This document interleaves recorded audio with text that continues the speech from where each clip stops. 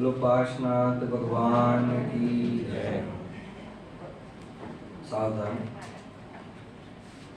नमो अरिहंताणं नमो सिद्धाणं नमो मायज्ञानं नमो वज्रायाणं नमो लोहे सवसावं नमः समयसाराय स्वानुभूत्या चकासते चित्स्वभावाय भावाय सर्वभावान्तरचिते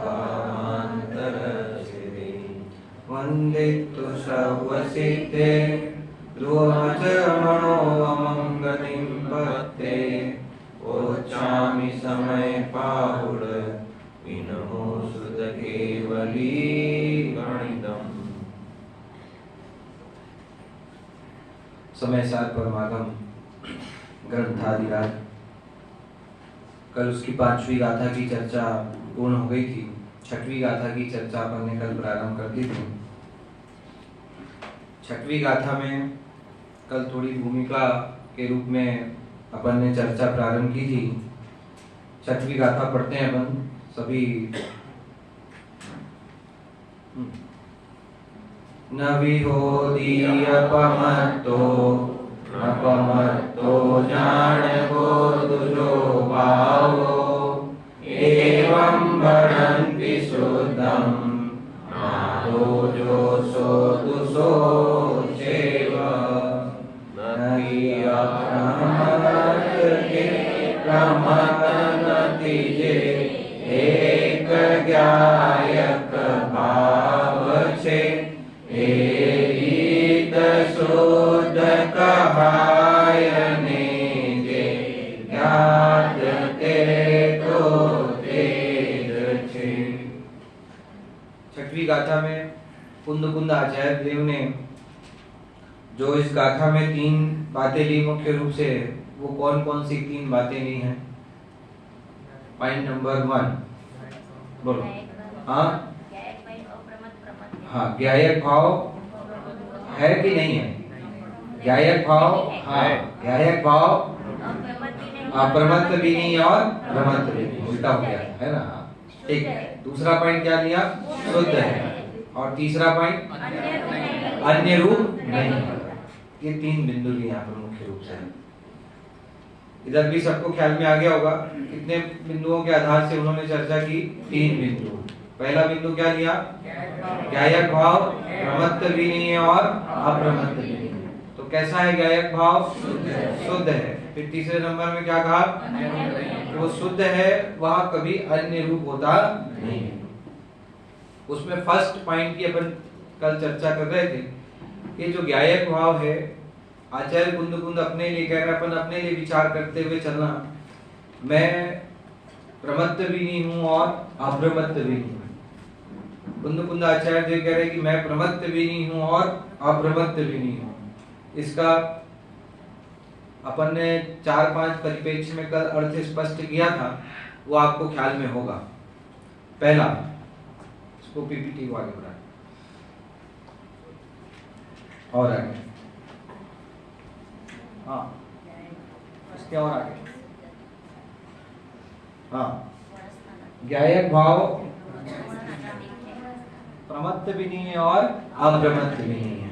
ठीक है। इसके अंतर्गत बहुत सारी बातों की अपन ने कल चर्चा की थी कि प्रमत्त भी नहीं है और अप्रमत्त भी नहीं है। 4-5 अर्थ स्पष्ट किया था आपके सामने, आपके अपने स्वयं के भेद विज्ञान के लिए किस किस एंगल से अपन इसका भेद विज्ञान करके चिंतन विचार कर सकते हैं इस प्रकरण का। कौन बताएगा? हाँ, इधर से, पुरुष वर्ग में से। ठीक है। पहला नंबर, हाँ गुणस्थाना, मतलब प्रमत्त नहीं है अप्रमत्त नहीं है, मतलब ये गुणस्थान के भेद हैं और मैं गुणस्थान के भेद रूप कभी होता नहीं हूँ। समझ में? इसलिए मैं कैसा हूँ? मैं गुणस्थानातीत शुद्धात्मा हूँ। मैं कैसा हूँ? मैं गुणस्थानातीत शुद्धात्मा हूँ। मैं गुणस्थान रूप नहीं होता। क्या गजब की चर्चा है कि रागादि विकारी भाव अशुद्धता पर्याय में विद्यमान होते हुए भी प्रमत्त अप्रमत्तपना वर्तमान पर्याय में विद्यमान होते हुए भी आचार्य भगवान कह रहे हैं कि अशुद्धता का ज्ञान है पर दृष्टि में अशुद्धता नहीं है।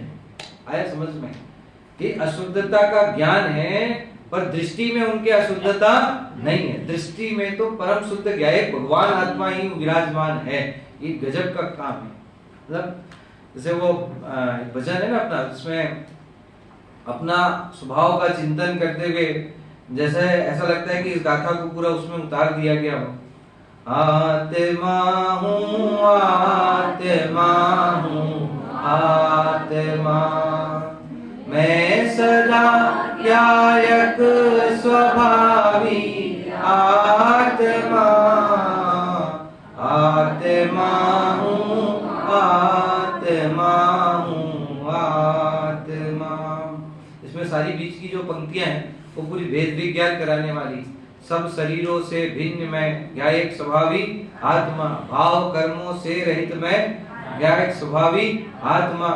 ऐसा जितने भी इसके अंतरा हैं उस सारे अंतरा में वेद विज्ञान कराया है। तो एक अर्थ तो ये निकला कि मैं कैसा हूँ, गुणस्थानातीत हूँ, गुणस्थान के भेद रूप, गुणस्थान के विकल्प रूप, गुणस्थान के पर्याय रूप मैं कभी होता हो ही नहीं। क्योंकि ये सारे वेद विकल्पों में उलझने से दृष्टि का विषयभूत ज्ञायक भगवान आत्मा पकड़ में नहीं आता। इसलिए यहाँ पर पूरा जोर वहीं पर लगा रहे कुंद कुंद आचार्य देव कि भाई एक बार तू दृष्टि फेर के तो देख, दृष्टि में तू जो चीज तेरी है उसको तू दृष्टि में लेके तो देख। एक एंगल से ये चर्चा की थी। दूसरा नंबर में क्या एंगल लिया था अपन ने, ये तो गुणस्थान के परिप्रेक्ष्य में। दूसरा एंगल क्या लिया था, पांच भावों के परिप्रेक्ष्य में। पांच भावों में यदि अपन अपने आप को देखें तो कहते हैं कि मैं कौन से भाव रूप हूँ, कि चार भाव उपाधि भाव है, चार भाव रूप मैं कभी तीन काल में होता नहीं हूँ। मैं तो परम पारिणामिक भाव रूप हूँ। ज्ञायक भाव कैसा है, परम पारिणामिक भाव। ये दूसरा एंगल लिया था। तीसरा एंगल क्या लिया था हमने, सात तत्वों के परिप्रेक्ष्य में। सात तत्वों के परिप्रेक्ष्य में क्या चर्चा ली थी अपन ने, ये जो प्रमत्त भाव है अप्रमत्त भाव है, ये प्रमत्त अप्रमत्त भाव में कितने तत्व आ जाते हैं, पांच, आश्रव, बंध, संवर, निद्रा और मोक्ष। ये पांच तत्व किसमें आ गए, प्रमत्त और अप्रमत्त में। तो कहते हैं मैं प्रमत्त नहीं अप्रमत्त नहीं। इससे ये स्पष्ट हो गया कि मैं इन पांच तत्व रूप कभी होता नहीं। समझ में आया कल्पेश भैया कि मैं इन पांच तत्व रूप कभी नहीं होता। ये शुद्धाशुद्ध पर्याय है पांच तत्व, ये पांच तत्व रूप कभी मैं होता नहीं। तो ये दृष्टि का विषय आचार्य भगवंत अपने अपने समझ लो दृष्टि में क्या चीज मुख्य होनी चाहिए, क्या विषय बनना चाहिए, इसका अभ्यास इस गाथा के अंदर में कराया। ठीक है, ये तीसरा बिंदु। फिर चौथे बिंदु में क्या विचार किया था कि अमृतचंद आचार्य देव ने टीका में लिखा ये बात को कि आत्मा ज्ञायक भगवान आत्मा शुभाशुभ भाव रूप परिणमित नहीं होता, इसलिए क्या है वो प्रमत्त भी नहीं है और अप्रमत्त भी। ऐसा सामान्य अर्थ उसमें टीका में अमृतचंद आचार्य देव ने किया। लेकिन जो अपने मित्र पक्ष वाले वो इसका अर्थ ऐसा करते हैं कि अशुभ भाव रूप परिणमित नहीं होता इसलिए तो वो क्या नहीं है, प्रमत्त नहीं है ना। अशुभ भाव रूप परिणमित नहीं होता इसलिए वो क्या नहीं है, अप्रमत्त नहीं है। ठीक है, उसको दो भाग में बांटकर ऐसा अर्थ करते, लेकिन वास्तव में ऐसा अर्थ नहीं है। वो कहते हैं कि शुद्ध पर्याय रूप तो होता है ना आत्मा। वो क्या कहते हैं कि आत्मा कैसा होता है, शुद्ध पर्याय रूप तो होता है ना। लेकिन भाई यहाँ तो शुद्ध पर्याय को भी दृष्टि के विषय में क्या किया गया है, गौण किया गया है। दृष्टि के विषय में वो भी शामिल नहीं होगा। क्यों? क्योंकि यदि वहां पर भी दृष्टि गई तो ज्ञायक भगवान आत्मा तेरे को हासिल होने वाला नहीं है। वो संजय जी भाई साहब आए थे ना पिछले साल, तो एक उदाहरण देते हैं कि मान लो यदि तू ध्यान में बैठा हो और ध्यान में ज्ञायक भगवान आत्मा का को विषय बनाने के लिए चिंतन मनन अभ्यास कर रहा हो, ध्यान में निमग्न होकर के अपनी ओर देखने का पुरुषार्थ कर रहा हो, और साक्षात तीर्थंकर परमात्मा आकर के भी कहें ले सम्यक दर्शन, ले केवल ज्ञान, मैं तुझे भेंट में देने के लिए आया हूं, तो भी आंख खोल करके देखना मत।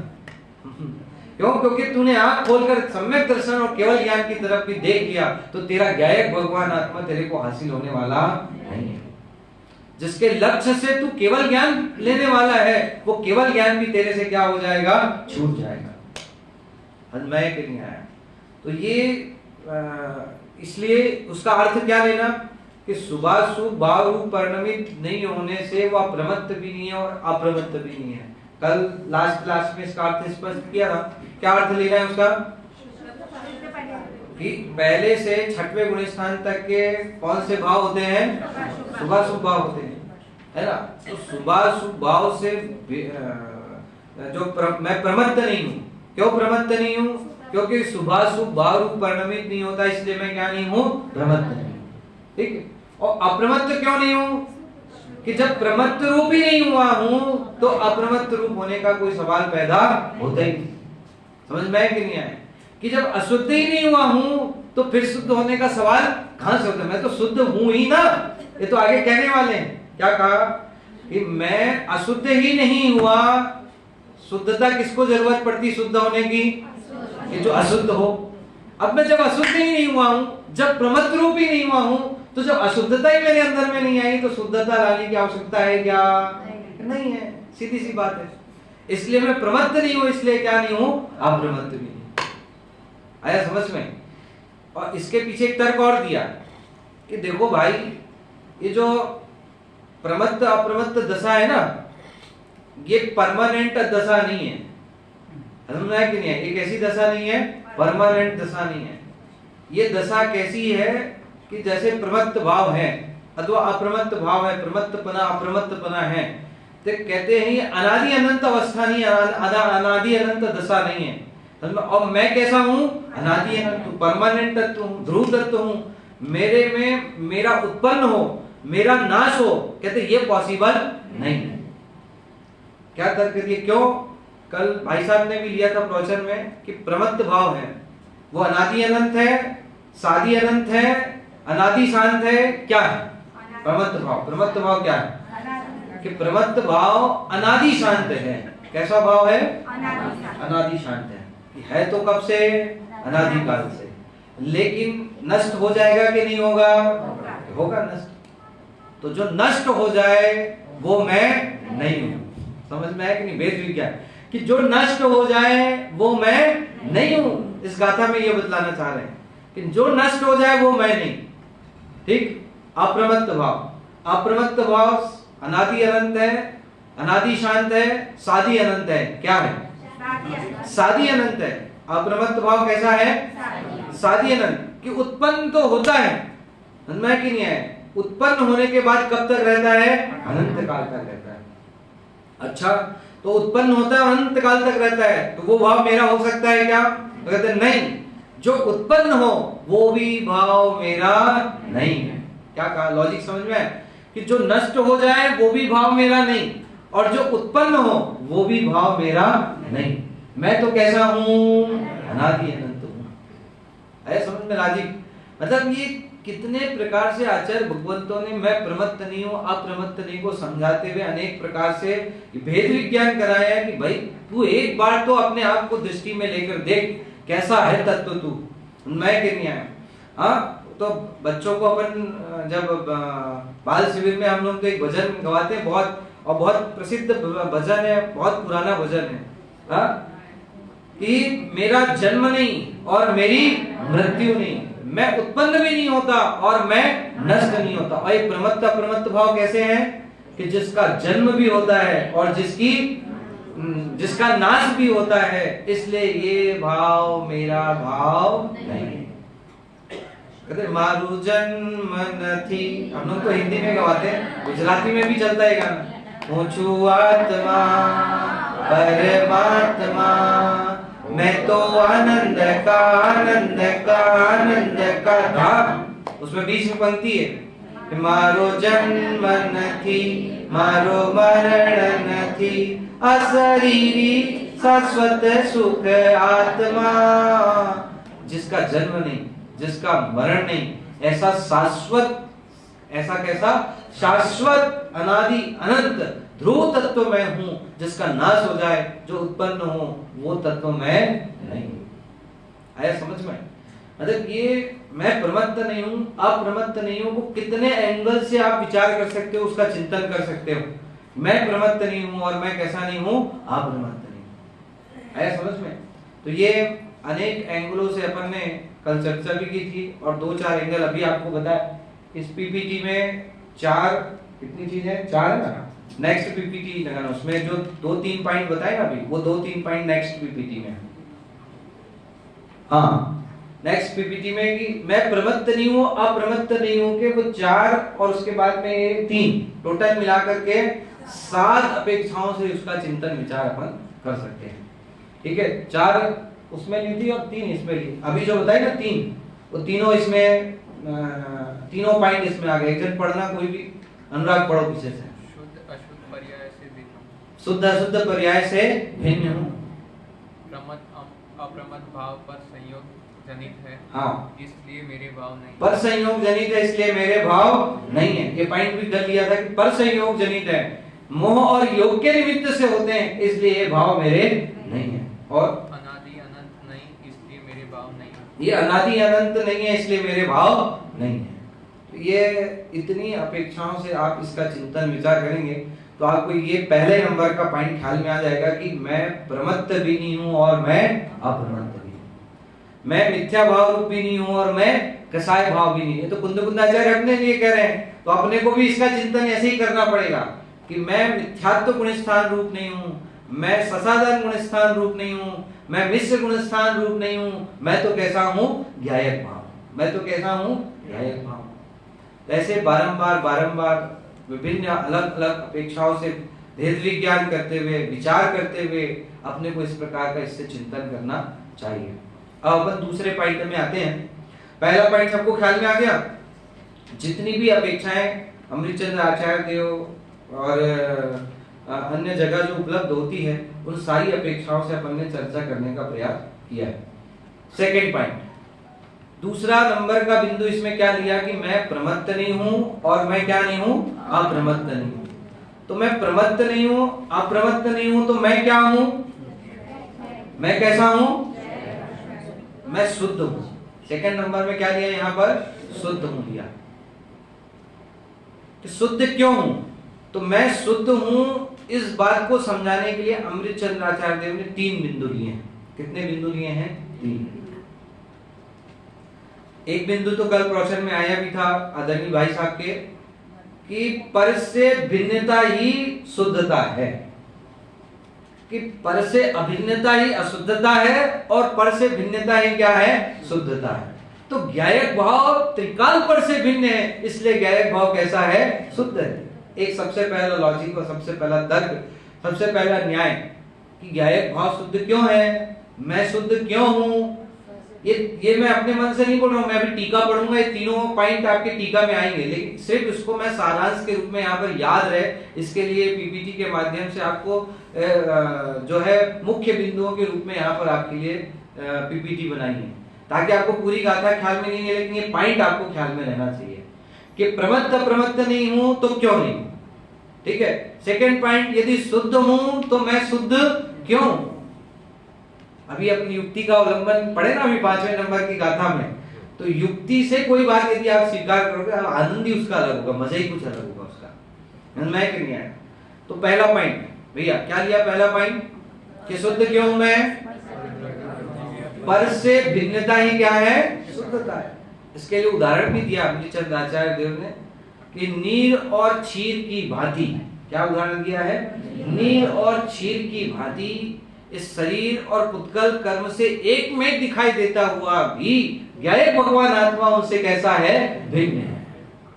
कि दिखाई तो ऐसा दे रहा है जैसे नीर और क्षीर होते ना, नीर और क्षीर का मतलब क्या होता है, हाँ, दूध और पानी। दूध और पानी कैसे दिखाई देते हैं, एक में दिखाई देते हैं। दोनों के बीच में तादात्म्य संबंध है कि नित्य तादात्म्य संबंध है कि एक क्षेत्रावगाह संबंध है कि अनित्य तादात्म्य संबंध है, एक क्षेत्रावगाह संबंध है। दोनों के बीच में कौन सा संबंध है, एक क्षेत्र। ऐसे ही कहते शरीर और आत्मा के बीच में कौन सा संबंध है?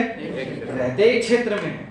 कर्म और आत्मा के साथ में कौन सा संबंध है? एक क्षेत्र। रहते कैसे हैं? एक साथ रहते हैं, एक क्षेत्र में रहते हैं, लेकिन कभी भी शरीर आत्मा रूप नहीं होता और आत्मा कभी तीन काल में शरीर रूप नहीं होता। कर्म कभी आत्मा रूप नहीं होता और आत्मा कभी कर्म रूप होता नहीं है। कि जैसे दूध और पानी एक साथ रहते हुए भी दोनों कैसे हैं? अलग अलग हैं। जब दूध को गर्म किया जाता है तो पानी उड़ जाता है और क्या रह जाता है? केवल दूध दूध रह जाता है। ऐसा समझ में? ये जैसे लाइट है, ये लाइट में ग्लास लगी हुई है ना, और लाइट में से रोशनी आ रही है, तो जो रोशनी और ग्लास दोनों के बीच में कौन सा संबंध है? एक क्षेत्र होगा संबंध। जैसे पानी है, नींबू पानी बनाते हैं अपन, तो नींबू पानी में नमक भी है, शक्कर भी है, जीरा भी है, काली मिर्ची भी है, नींबू भी है, पानी भी है, सारी चीजें एक साथ मिली हुई है। तो बोलो सारी चीजें एक साथ मिली हुई तो एक हो गई कि नहीं हुई? हाँ, कि उन सब के बीच में कौन सा संबंध है? एक क्षेत्राओं का संबंध है। एक क्षेत्राओं का संबंध है। देखने पर, बाहर से देखने पर सारी चीजें कैसी दिखाई दे रही है? एक मेघ मिली हुई दिखाई दे रही है। पर स्वभाव की दृष्टि से देखा जाए तो वो कभी एक हो सकती है कि नहीं हो सकती है? कभी तीन काल में नहीं हो सकती। कि नमक नमक रहेगा, शक्कर शक्कर रहेगा, नींबू नींबू रहेगा, पानी पानी रहेगा। कोई भी पदार्थ मिलकर एक होने वाले नहीं है। कोई भी पदार्थ मिलकर के एक होने वाले नहीं है। ये इन सब के बीच में एक क्षेत्राओं का संबंध है, लेकिन है कैसे? सबके सब भिन्न भिन्न, अलग अलग। ऐसे कहते हैं कि नीर क्षीर की भांति पर द्रव्य के साथ में, पुद्गल कर्मों के साथ में, शरीर के साथ में आत्मा एक मेघ दिखाई देता है, परंतु उस रूप कभी होता है नहीं, त्रिकाल भिन्न है। इसलिए आत्मा कैसा है? शुद्ध है। इसलिए आत्मा कैसा है? शुद्ध है। तो शुद्धता के लिए पहला पॉइंट लिया है। पहला पॉइंट क्या लिया?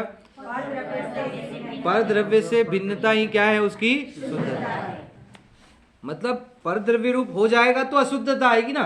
कि पर द्रव्य रूप होता ही नहीं है तो अशुद्धता आने का कोई प्रश्न उठता है नहीं। क्या बात करते हो?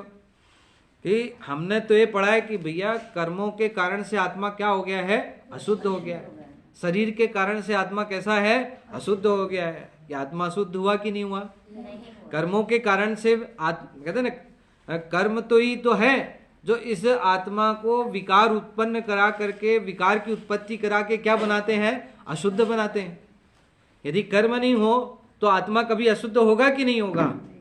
हाँ, कौन अशुद्ध बनाया आत्मा को? कर्म ने बनाया क्या? तो किसने बनाया? हाँ, अरे ये दृष्टि ऐसी करा रहे कुंद कुंद आचार्य देव कि चाहे कैसा भी प्रश्न आपसे पूछा जाए, आपका जवाब यही होना चाहिए कि भाई आत्मा तो कभी तीन काल में अशुद्ध होता ही नहीं। चाहे तीव्र कर्म का उदय आ जावे, पार्श्वनाथ भगवान जैसा, सुदर्शन सेठ के जैसा, सीता सती के जैसा, अंजना सती के जैसा तीव्र कर्म का उदय आ जाए, तो भी सीता सती ये कहती है कि कर्म के उदय ने मेरा कुछ भी बिगाड़ा नहीं। अंजना सती कहती है कि कर्म के उदय ने मेरा कुछ भी बिगाड़ा नहीं है, मैं तो शुद्ध ही हूं ना, मेरे को क्या फर्क पड़ना है। उल्टा वो संदेश दे देती है और रामचंद्र जी के लिए कि भाई मुझे छोड़ दिया, मेरे को कोई फर्क नहीं पड़ना है, मेरी आत्मा तो कैसी है? शुद्ध है। और जो अपनी आत्मा को अशुद्ध देखता है उसके मन में विकार उत्पन्न होता है। जो अपनी आत्मा को शुद्ध देखता है उसके मन में निर्विकार केवल ज्ञान सम्यक दर्शन की प्राप्ति हुए बिना नहीं रहती। ये तो गाथा है कुंद कुंद आचार्य देव की कि शुद्ध जाने आत्मा को शुद्धता को प्राप्त हो, और अशुद्ध जाने आत्मा को अशुद्धता। सीधा सा लॉजिक है। आप अपने आप को शुद्ध देखोगे तो क्या क्या बनोगे? शुद्धता को प्राप्त करोगे। आप अपने आप को अशुद्ध देखोगे तो क्या करोगे? अशुद्धता को प्राप्त होगे। कि जिसके अंदर में अशुद्धता देखने की दृष्टि है वो सीधा यही कृतांत वक्र सेनापति से कहते, क्या मजाल जो रामचंद्र जी ने मेरे को छोड़ दिया, मैं कोर्ट में मिलूंगी उनसे, आप देख लूंगी, मजा चखाऊंगी, मैं कि नहीं? हाँ, लेकिन ऐसा कोई जवाब नहीं, क्योंकि वो अपने आप को क्या देख रहे हैं? शुद्ध देख रहे हैं। दृष्टि में विकार नाम की चीज नहीं। इसलिए संदेश भी ऐसा भेजा कि भाई मुझे छोड़ दिया तो कोई बात नहीं, परंतु इस सच्चे जिन शासन को छोड़ना मत। बोलो, मतलब देखने की दृष्टि यदि ऐसी हमको कुंद कुंद आचार्य देव कह रहे कि भैया तू अपने आप को देखने की दृष्टि ऐसी बना ले। यदि तूने ऐसी दृष्टि बना ली अपने आप को देखने की, शुद्ध देखने की दृष्टि तेरे को मिल गई, तो कहते कि तेरे को सम्यक दर्शन प्राप्त करने से कोई रोक सकता नहीं है। दिक्कत यही है कि हमको हर जगह अशुद्धता ही अशुद्धता नजर आती है। हमको हर जगह क्या नजर आती है? अशुद्धता ही अशुद्धता नजर आती है। लॉजिक समझ में है? फर्स्ट लॉजिक मतलब जैसे कल आदरणीय भाई साहब ने भी दूसरा एक पॉइंट लिया था कि जहां मिलावट हो वहां क्या होती है? अशुद्धता होती है।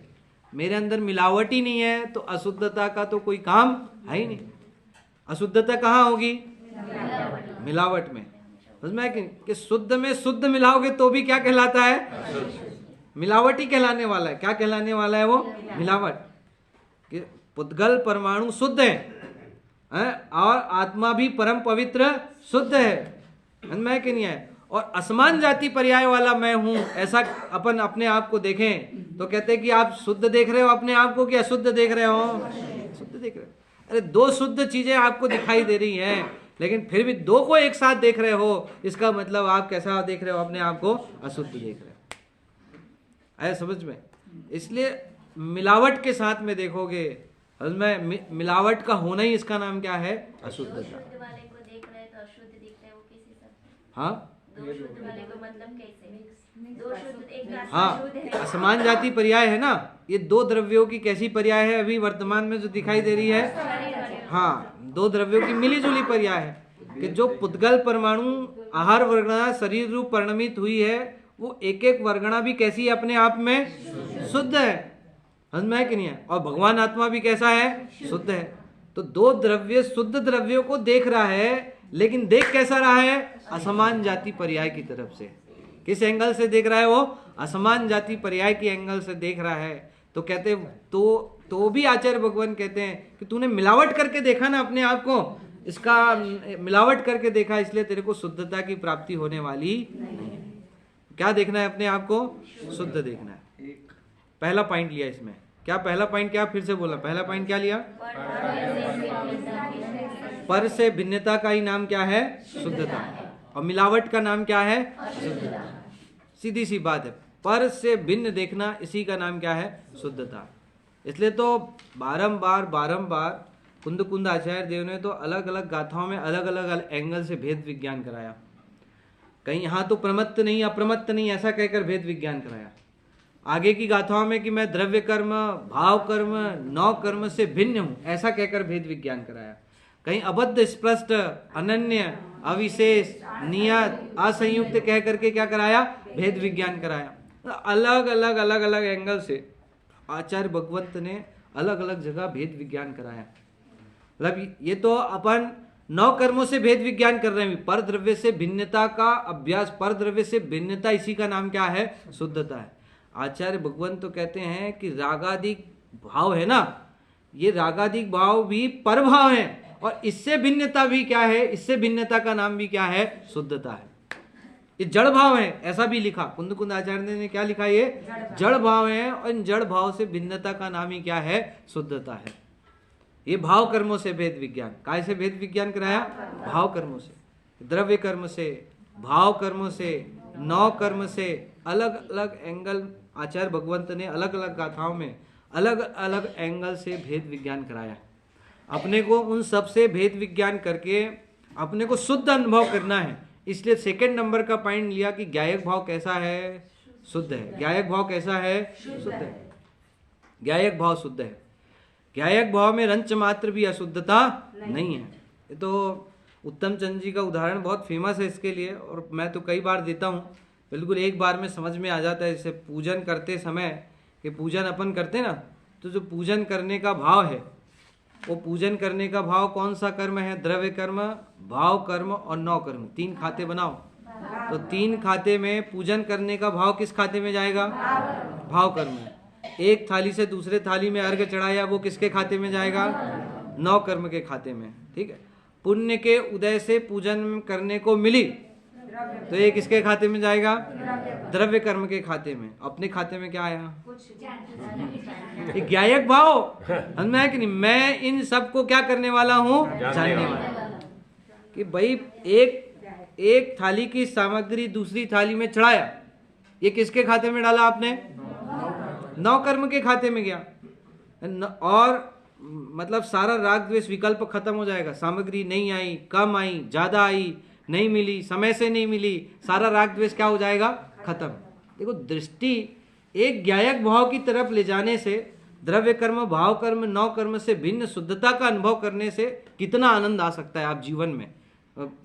भाभी बोल रही थी कि इसको प्रैक्टिकल कैसे अप्लाई करें। ये प्रैक्टिकल ऐसे ही अप्लाई करना है कि भाई पूजा करते समय यदि सामग्री आए, नहीं आए, कम आए, ज्यादा आए, किसी को कम दे दी, किसी को ज्यादा दे दी, किसी को नहीं मिली, किसी के पास किताब नहीं आई, किसी के पास में और कोई चीज नहीं मिली, तो आचार्य भगवान कहते सारे विकल्प एक चीज से शांत हो जाएंगे। क्या चीज से शांत हो जाएंगे? ये सब किसका काम है? ये कि नौ कर्म का काम है, और नौ कर्म से मैं कैसा हूं? भिन्न हूं। आया समझ में? नौ कर्म से मैं कैसा हूं? भिन्न हूं। ऐसे ही भाव कर्म कि जैसे पूजन का जो भाव है, पूजन करने का जो शुभ भाव आया, इसको किसके खाते में डालेंगे? इसको किसके खाते में डालेंगे? भाव कर्म। कि पूजन करने का शुभ भाव है वो भाव कर्म। भाव कर्म भी मेरा भाव, मेरा स्वभाव नहीं है।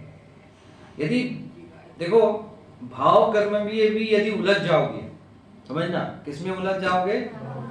जैसे नौ कर्म में उलझे तो कितना राग द्वेष होता है, ये नहीं आया, वो नहीं आया, ये नहीं आया, ऐसा नहीं आया। भाव कर्म में भी यदि उलझ जाओगे ना, तो आपके एक पूजन, 1 घंटा 1.5 घंटे की पूजन में अनेक प्रकार के भाव कर्म होते हैं। समझना, कितने प्रकार के भाव कर्म? अनेक प्रकार के भाव कर्म होते हैं।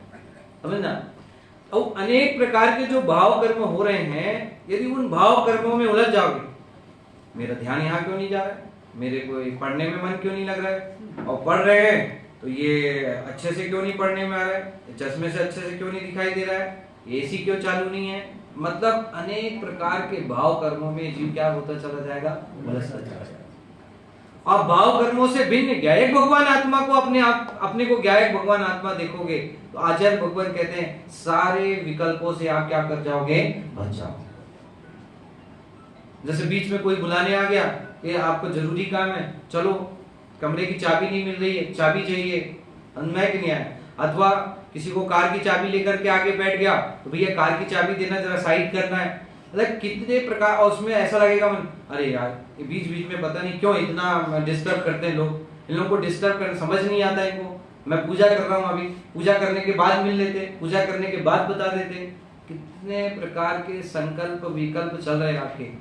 इन संकल्प विकल्पों से दृष्टि हटाकर मैं इन आते हुए भावों को क्या करने वाला हूं? इतना मात्र देखते ही ये सारे संकल्प विकल्प क्या हो जाएंगे? समाप्त हो जाएंगे। जो दीनता का भाव आ रहा है अपने आप को कभी तो महसूस अच्छा भक्त में अनुभव कर रहा है, कभी दीनहीन महसूस करता है, मैं कैसा पापी हूँ, मेरा तो ध्यान बार बार बाहर चला जाता है। अरे तेरे को ना तो पापी देखना है अपने आप को, ना भगवान का भक्त देखना है, तेरे को तो अपने आप को क्या देखना है? है समझ में? है तीसरे नंबर पे। अब तीसरा कि यहाँ पर पूजन करने आने मिला तो काय के उदय से मिला? किसके उदय से मिला? कि पुण्य के उदय से। यदि सातक वेदनी का उदय है, अंतराय का उदय नहीं है, अंतराय का उदय हो तो आपको भगवान की भक्ति का लाभ प्राप्त नहीं होगा। लाभांतराय का उदय हो, भोगांतराय का उदय हुआ, इसके कारण से आदिनाथ भगवान को 6 महीने तक के क्या नहीं मिला? आहार दान की विधि नहीं मिली। तो आपको भी यदि लाभांतराय का उदय आएगा तो भगवान की भक्ति का लाभ प्राप्त नहीं होगा। मैं कि नहीं आया? आपको ऐसे साता वेदनी कर्म का उदय होगा तो आपको अनुकूल सारी अनुकूलताएं मिलेगी, और यदि असाता का उदय आ जाए तो आपको ऐसी सारी अनुकूलताएं नहीं मिलेगी। तो आचार्य भगवान कहते हैं कि अब ये विचार करो कि ये किसके खाते में गया? किसके खाते में गया? ये सब द्रव्य कर्म, भाव कर्म कि नौ कर्म, किसके खाते में गया? द्रव्य कर्म के खाते में गया। अब द्रव्य कर्म में यदि उलझोगे, हे भगवान मेरा अंतराय का उदय अभी जाना था, अभी मेरे को असाता का उदय आना था, अब भी मेरे को बुखार आना था, अब भी मेरी गाड़ी खराब होनी थी। अरे भाई ज्ञायक देखोगे तो कितना भी उदय आ जाए, उदय आने पर भी आपको रंच मात्र भी संकल्प विकल्प नहीं होगा। ठीक है, आया उदय, उदय को भी क्या करो, जान लो। मैं कहेंगे किसी समय आना था, इसी समय जान लो, कि बाद में आना था, बाद में जान लो, उसमें क्या दिक्कत है। हम मैं कहेंगे यदि कर्म को कोसोगे तो कर्म को कोसने वाला हमेशा क्या रहेगा, दुखी बना रहेगा। क्योंकि कर्म, ये सारी दुनिया आज अपने कर्म को ही कोस रही है। सारी दुनिया किसको कोस रही है, क्या करें साहब पंडित जी, बच्चे बात नहीं मानते हैं, ये फलाना नहीं सुनता है, मेरे पति देव घर से 12 टाइम से नहीं आते हैं, रात तक के उनके लिए खाना लेके बैठने रहना पड़ता है, उनको इतने दिन से बोल रहे हो टिकट करा लो, टिकट ही नहीं कराते हैं, टिकट नहीं हुई इसलिए मेरा शिविर में जाना ही नहीं होता है। कितने बहाने बना लो आप।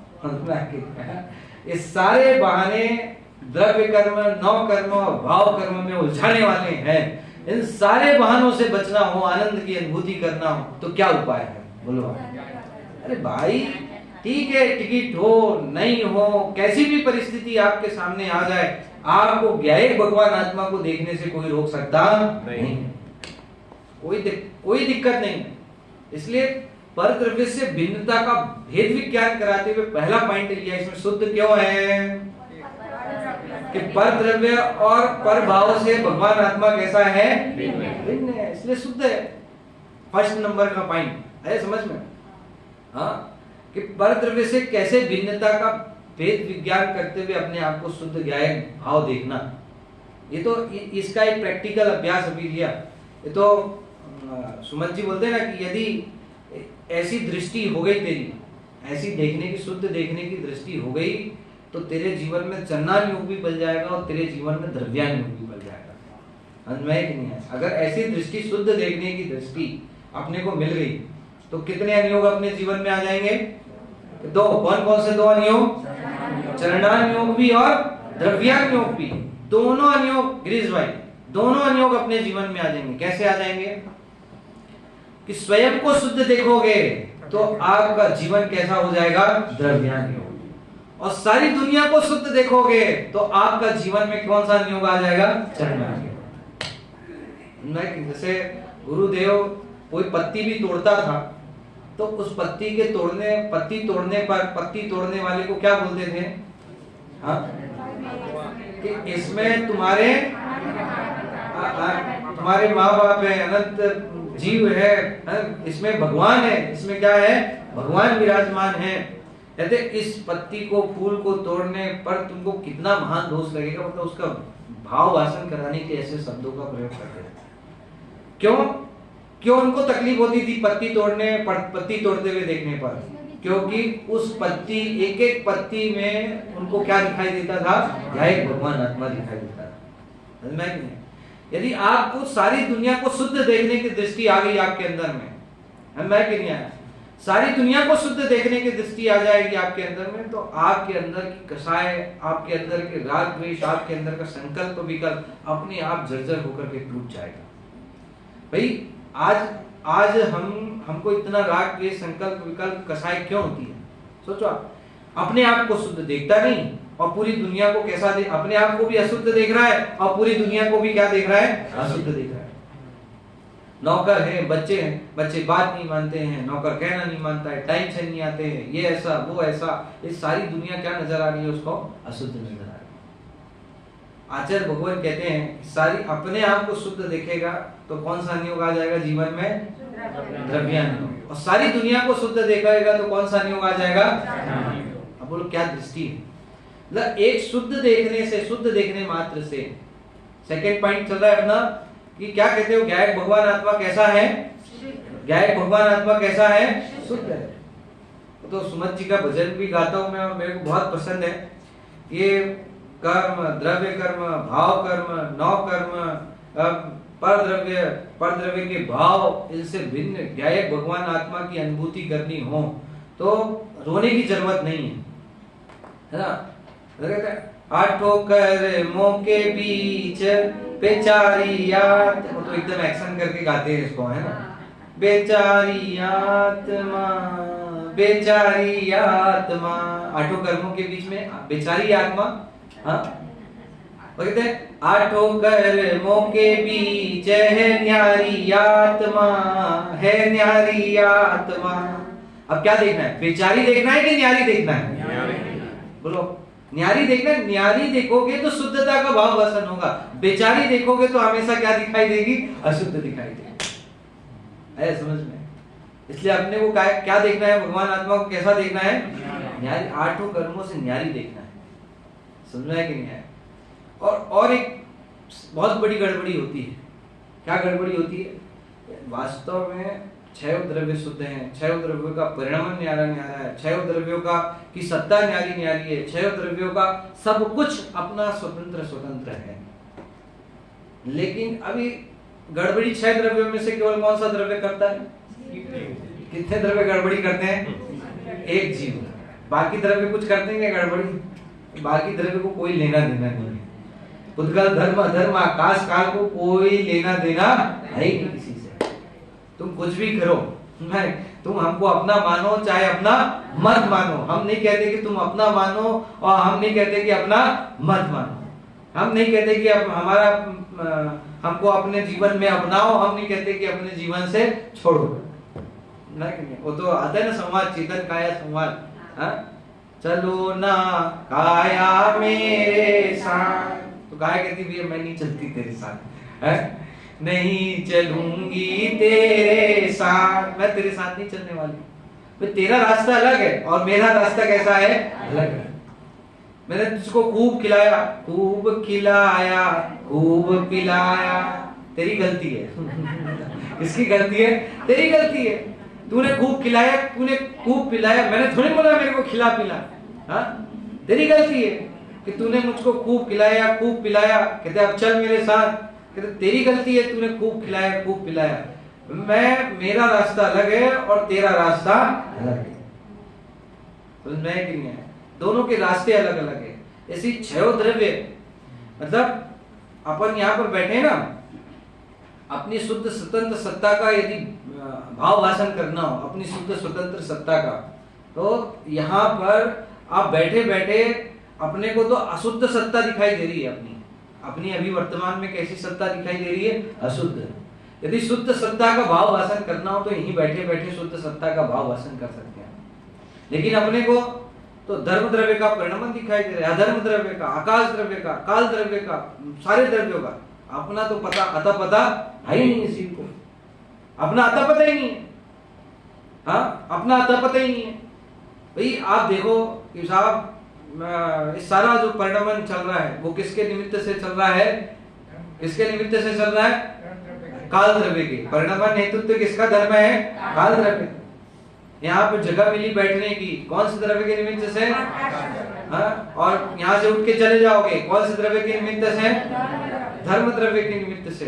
हाँ, आपको जगह मिली यहाँ बैठने की, कौन से द्रव्य के निमित्त से?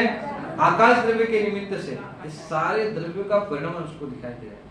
और इस सारे द्रव्य के परिणाम को मैं क्या करने वाला हूँ? जगह मिली तो भी मैं कैसा हूँ? ज्ञायक। जगह नहीं मिलती तो भी मैं क्या हूँ? ज्ञायक। यही बात समझ में है?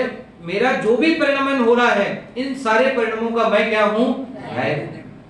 समझ में है कि नहीं है? ऐसे बारंबार बारंबार शुद्धता का भाव भाषण करने के लिए आचार्य भगवंत ने दूसरे नंबर का पॉइंट क्या लिया? मैं कैसा हूँ? शुद्ध। ये एक पॉइंट हुआ शुद्धता का। अमृत चंद्र आचार्य देव ने इसमें दूसरा पॉइंट और लिया। बोले नहीं, इतने से काम नहीं चलेगा कि आत्मा शुद्ध है, ज्ञायक भाव शुद्ध है, उसकी शुद्धता का भाव भाषण करने के लिए दूसरा पॉइंट क्या लिया इसमें?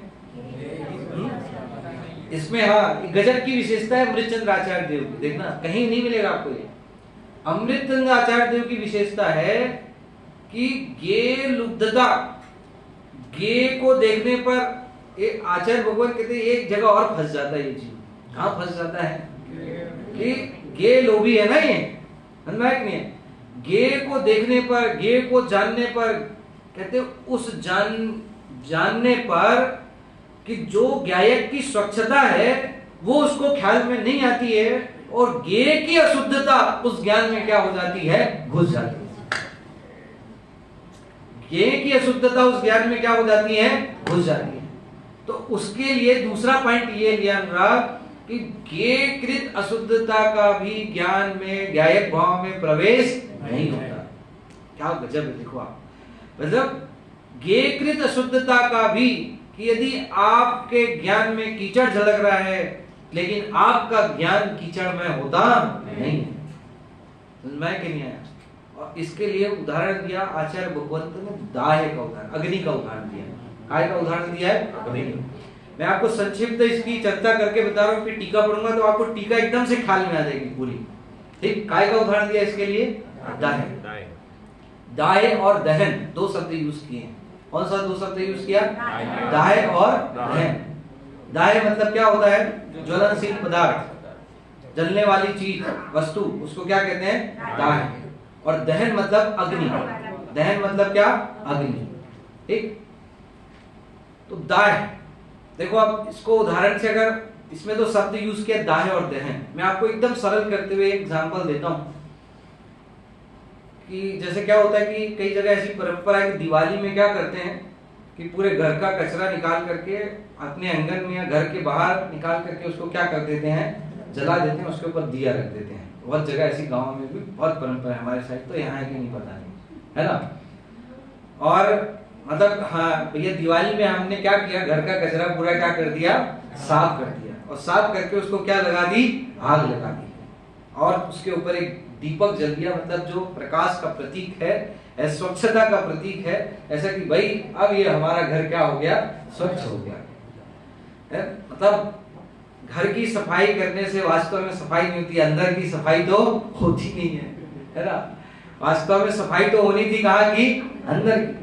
लेकिन उस सारे जो कचरे हैं, घर का कचरा, गंदा कचरा, उसको निकाल करके क्या लगा दी? आग लगा दी। ठीक है। और एक तरफ अपन ने साफ सुथरा जो पेपर है, साफ सुथरी लकड़ी है, उसमें आग लगा दी। दो आग लग रही है। कितनी आग जल रही है? दो। अब जो गंदे कचरे वाली अग्नि है, उसकी अग्नि गंदी होगी कि गंदी होगी कि नहीं होगी? नहीं होगी। गंदा कचरे की अग्नि है भाई, तो साफ लकड़ी की अग्नि है, साफ कागज की अग्नि है, वो साफ होनी चाहिए। और गंदे कागज वाली अग्नि क्या होनी चाहिए? गंदी होनी चाहिए। ऐसा होता है कि नहीं होता है? तो क्या होता है? हाँ, कि वो दाह्य पदार्थ कैसा भी हो, लेकिन अग्नि तो कैसी है? अग्नि है। अग्नि तो कैसी है? चाहे गंदे कागज की अग्नि हो, चाहे स्वच्छ पदार्थ की अग्नि हो, अग्नि तो कैसी है? अग्नि है। ये उदाहरण दिया अमृत चंद्राचार्य। ठीक, चाहे गे कुछ भी झलके, क्या कहा? गे कुछ भी झलके, ज्ञान में गे कुछ भी झलके, कीचड़ झलके, गंदा पदार्थ झलके, कुछ भी झलके, मैं कि नहीं है, गंदे से गंदा पदार्थ झलके, तो भी ज्ञान में रंच मात्र भी अशुद्धता नहीं है। ज्ञान तो शुद्ध ही है। जैसे अग्नि तो कैसी है? शुद्ध ही है। ऐसी ज्ञान कैसा है? शुद्ध ही है। ऐसा शब्द प्रयोग किया कि दाह्यकृत अशुद्धता दहन में आती नहीं है, ऐसे ही ज्ञेयकृत अशुद्धता ज्ञान में कभी प्रवेश करती नहीं है। इसका नाम है शुद्धता। इसका नाम क्या है? शुद्धता। ज्ञान की शुद्धता, ज्ञायक भाव की शुद्धता। समझ में? मतलब एक एंगल तो वो था कि जिसमें पर द्रव्य से भिन्नता का नाम क्या कहा? शुद्धता था। ये दूसरा एंगल अमृत चंद्र आचार्य देव का कहीं देखने नहीं मिलेगा आपको, केवल अमृत चंद्र आचार्य देव की टीका में ही देखने मिलेगा आपको। क्या एंगल है दूसरा? कि ठीक है, पर द्रव्य से भिन्नता तो सबको स्वीकार हो जाती है, लेकिन ये जो ज्ञायक भाव है ना, ये जीव को ऐसा लगता है कि ज्ञायक भाव में गे झलकने पर ज्ञायक भाव कैसा हो जाता है? अशुद्ध हो जाता है। तो कहते हैं गे कैसे भी गे ज्ञायक भाव में झलके, लेकिन ज्ञायक भाव को, ज्ञान स्वभाव को रंच मात्र भी अशुद्ध करने में समर्थ नहीं है। समझ में? ये सेकंड पॉइंट लिया यहाँ पर। इसके लिए बहुत सारा उदाहरण आचार्य भगवंतों ने दिया है, इसको और सरल करते हुए। इस टीका में तो दाह और दहन का उदाहरण दिया। ऐसी दर्पण का उदाहरण आपको अन्यत्र देखने मिलता है कि दर्पण के सामने यदि कोई आग लगा दी जाए, है ना, और वह आग दर्पण में ऐसी लाल बम होकर के दिख रही है, तो बोलो दर्पण में कितनी आग लगी? पूरा दर्पण जल करके राख हो गया कि नहीं हुआ? हाँ, दर्पण कैसा है? अब वो दर्पण में पानी डालो, कितना पानी डालेंगे दर्पण में कि आग बुझ जाएगी?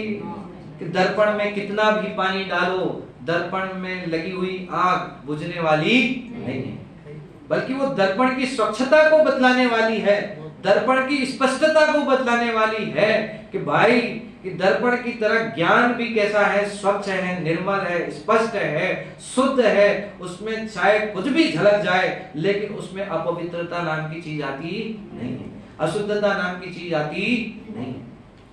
इसको आदरणीय अभय जी भाई साहब ने जो भजन लिखा ना, तू जाग रे चेतन रानी, इस पंक्ति को वहां पर बहुत सुंदर भाव के माध्यम से अभिव्यक्ति दी है, आप लोग को याद भी होगी। है ज्ञान मात्र निज गायक, जिसमें है गेय झलकते, यह झलकन भी गायक है, जिसमें नहीं गेय महकते। आगे कर में है ज्ञान मात्र निज गायक, गायक तो कैसा है? गायक गायक है, गायक ज्ञान मात्र है, इसलिए शुद्ध है, परम पवित्र है। ये दूसरा एंगल है अमृतचंद्र आचार्य देव का। पहला एंगल तो क्या लिया, ध्यान में रखना, पहला एंगल क्या लिया? पर से भिन्नता ही क्या है? शुद्धता। दूसरा एंगल क्या लिया?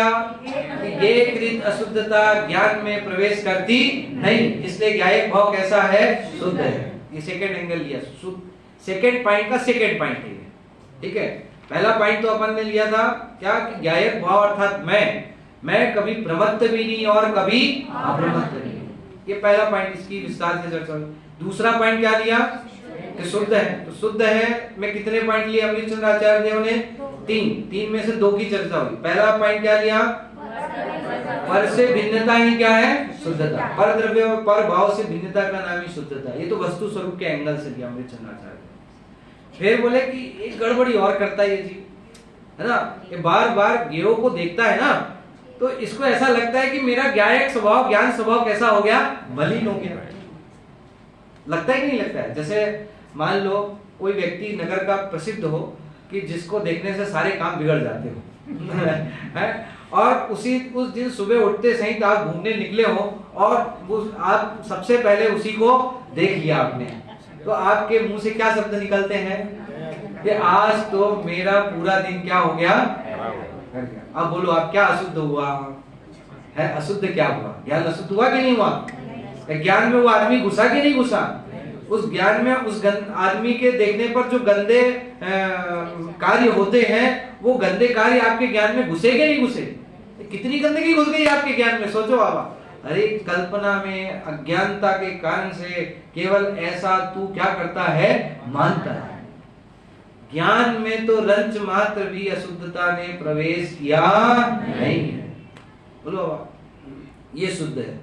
ये शुद्धता बतला रहे सेकंड नंबर के पॉइंट में अमृतचंद्र आचार्य देव। कैसा शुद्ध है तेरा गायक स्वभाव, गायक भाव कैसा शुद्ध है? आप देखो, ऐसे ही जहां दुर्गंध आती हो, जहां पे मलिनता दिखाई देती हो, आपके चेहरे का एक्सप्रेशन कैसा हो जाता है? बिगड़ जाता है। बिगड़ता है कि नहीं बिगड़ता है?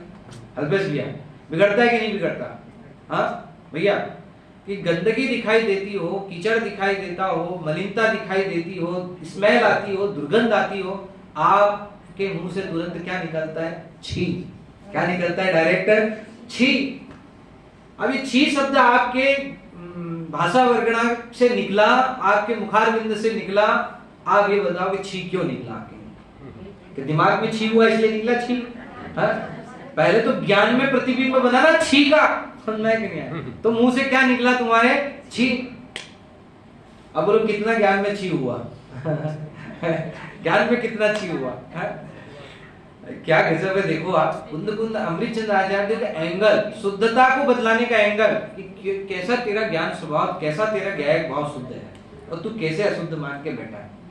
हाँ, सेकंड पॉइंट समझ में ना? 1% भी अशुद्धता नहीं आई। तूने ऐसा माना, अशुद्ध पदार्थ को देख करके ऐसा माना कि मेरा ज्ञान क्या हो गया? अशुद्ध हो गया, गंदा हो गया, मैला हो गया। मैं नहीं है।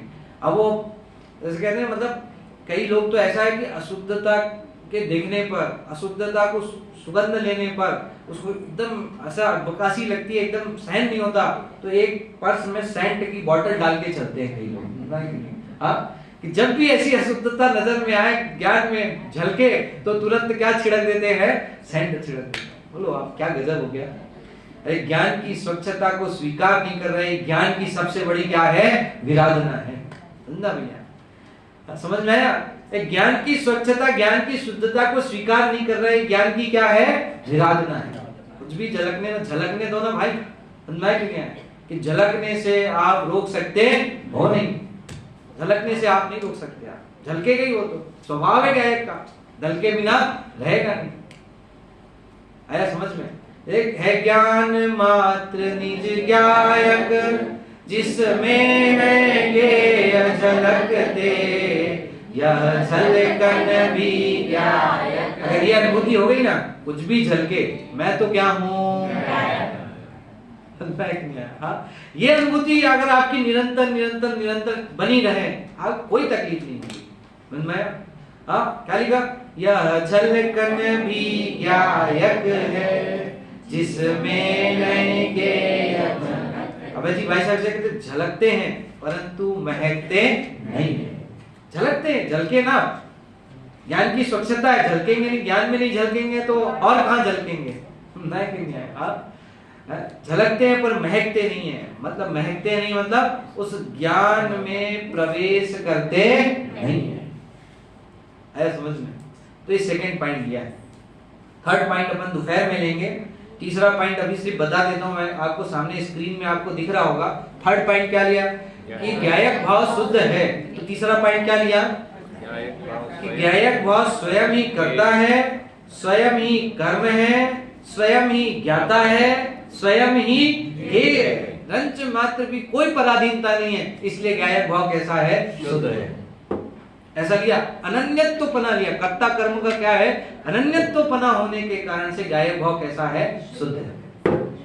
जहां पराधीनता होगी वहां शुद्धता होगी। जहां स्वाधीनता है, जानने में भी स्वाधीनता है, जानने में भी क्या है? स्वाधीनता है। समझ में? इसके लिए दीपक का उदाहरण दिया आचार्य भगवंत ने। हरिश्चंद्र आचार्य ने काय का उदाहरण दिया? दीपक का उदाहरण। एक कर्ता भी मैं और कर्म भी मैं, जानने वाला भी मैं और जानने में आने वाला भी मैं, ज्ञाता भी मैं और हे मैं। अब सब कुछ मेरे में है, तो मेरे में अशुद्धता आने का कोई प्रश्न खड़ा ही नहीं होता। कहां से खड़ा हो? थर्ड पॉइंट समझ में आया? 3 पॉइंट से अमृतचंद्र आचार्य देव ने ज्ञायक भाव अर्थात मैं स्वयं शुद्ध हूं, इसका विश्लेषण किया 3 पॉइंट से। ख्याल में कितने पॉइंट से किया? 3 पॉइंट से। लास्ट में दोहरा लो, फिर आज अपनी बात यहीं पर पूरी थी। पहला पॉइंट, पर द्रव्य पर भाव से भिन्नता ही क्या है? शुद्धता है। दूसरा पॉइंट, इसलिए शुद्ध है। तीसरा पॉइंट, इसलिए क्या है? शुद्ध है। ये तीसरे पॉइंट की चर्चा।